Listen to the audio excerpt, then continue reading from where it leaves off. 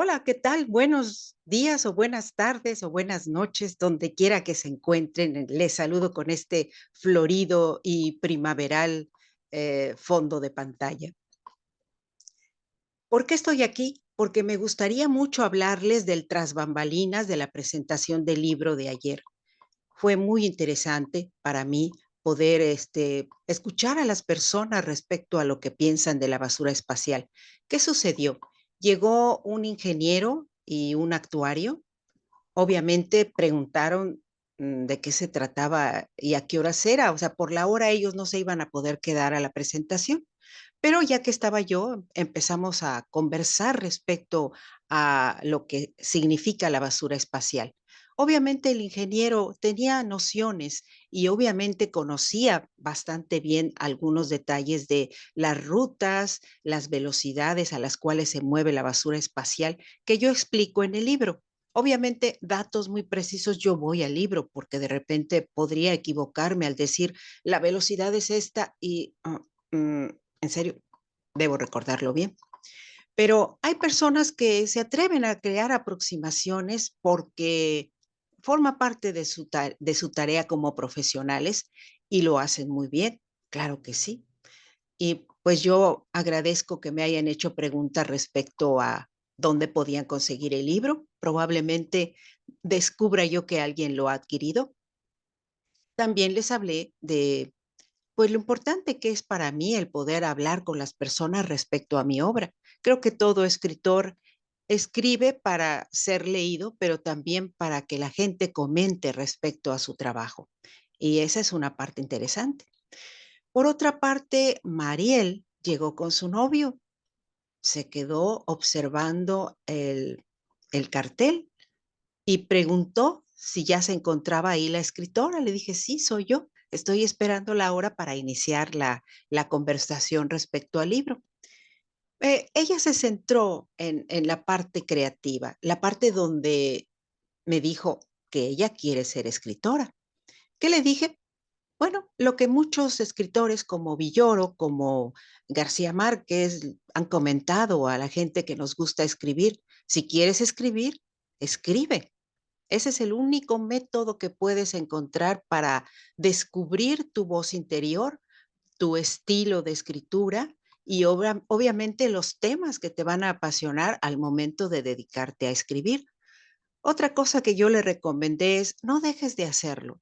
Probablemente te toquen unas vacaciones o una enfermedad, pero si te es posible, hazlo diario, diario, porque se convierte en un ejercicio cotidiano. El, eh, el entusiasmo por proyectar en el papel o en la hoja blanca de la computadora aquello a lo que te has comprometido, ¿sí? En ocasiones, sí, sobre todo de inicio, yo recuerdo años 80, escribe uno algo y dices, como que esto no, lo voy a guardar porque probablemente en un futuro tenga más información en mi mente respecto a lo que quiero hacer y a dónde quiero llevar ese trabajo. Así que, bueno, son interesantes puntos de vista. La gente a veces dice falta de tiempo. Sí, la vida actual tiene muchas actividades con las cuales nos comprometemos y el tiempo a veces es el que no ayuda para que una persona se concentre, eh, medite muy bien lo que va a escribir o diga, no me importa la hora, tengo la idea, me levanto y la escribo porque no, me tengo que dormir aunque no tenga sueño porque mañana tengo que trabajar, por ejemplo, ¿no? Un ejemplo. Y fue muy agradable, le agradezco mucho. Ella tomó una fotografía en su teléfono que no me quedé yo, pero por ahí pueden ver que en Instagram puse que ella dice, caminando por la calle me encontré con un lugar donde estaba una escritora. Así que Mariel, a ella y a su novio les mando un saludo muy cordial. Por otra parte, eh, pienso yo que cuando llegó una familia y me dijo, en realidad no entendemos mucho, sabemos que tiene que ver con los satélites, pero y sabemos que la gente habla de que hay muchos triques allá en la atmósfera. Pues sí, entonces les comenté que en realidad es verdad y me dijeron, pero nosotros, ¿qué podemos hacer al respecto? En ese momento les dije, en el momento en que uno está enterado, se crea una nube informática. La gente empieza a entender de qué se trata, empieza a compartir historias, empieza a dejarse de las fake news y empieza a ubicarse en la realidad de lo que está sucediendo en torno a la basura espacial. La Organización de las Naciones Unidas hace recomendaciones muy puntuales para que la gente siga las reglas. Por otro lado, sabemos, y lo he anotado en el libro, les comenté a estas personas que solo ha habido una demanda a una compañía que lanzó un satélite, lo calibró mal y el satélite no llevaba la órbita que debía definir en su trayectoria y provocó un accidente. Y eso llevó a una demanda.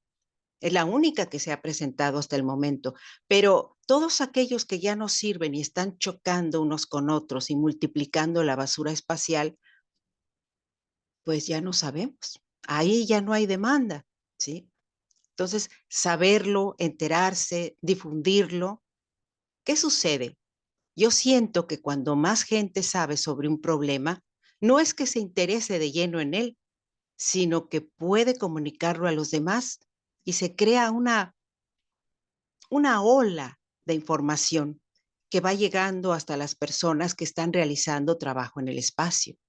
Y ellos mismos se dan cuenta, no, a la gente no le podemos mentir porque está enterada de lo que está pasando y está esperando, está expectante de lo que va a suceder, ¿sí? Eso es en términos generales lo que hablé con las personas tras bambalinas. Agradezco muchísimo el que me hayan acompañado y que me hayan permitido abordar el tema de mi libro sobre la basura espacial como un problema real. Muchas gracias y nos escuchamos en el próximo video. Hasta pronto.